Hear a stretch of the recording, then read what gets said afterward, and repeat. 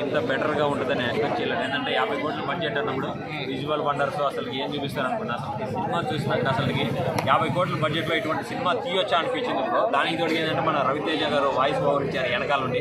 ఒక కోతి వెనకాల మాట్లాడతారు. మనకి మర్యాద రామన్లో ఎలా ఉంటుందో దానికి డబుల్ ఉంది బ్రో. కామెడీ అయితే పీక్స్ అంటే పీక్స్ అని చెప్పొచ్చు. ఇంకోటి మనకి Varalakshmi Sarath Kumar character, Amod sister character అది కూడా చాలా బెటర్గా చేస్తున్నారు. ఎస్పెషల్లీ హైలైట్ ఏంటంటే హనుమాన్ని చూపించిన విధానం అనమాట. ఆ గ్రాఫిక్స్ వరల్డ్కి ఒక్క ముక్కలో చెప్పాలంటే హనుమాన్ ఉండే లోకంలోకి తీసుకొని వెళ్ళిపోయాడు బ్రో.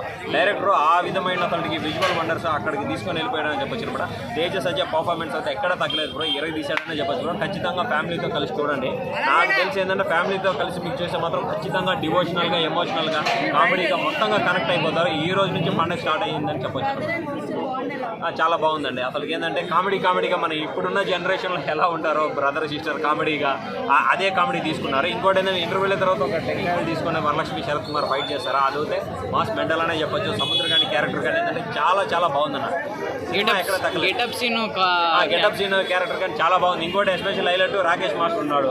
అసలు చూసినప్పుడు ఆ సీన్స్ కొద్దిగా డిసప్పాయింట్ అయిపోయా. బతుకుంటే బాగుంటారు ఆయన అనిపించింది అనమాట.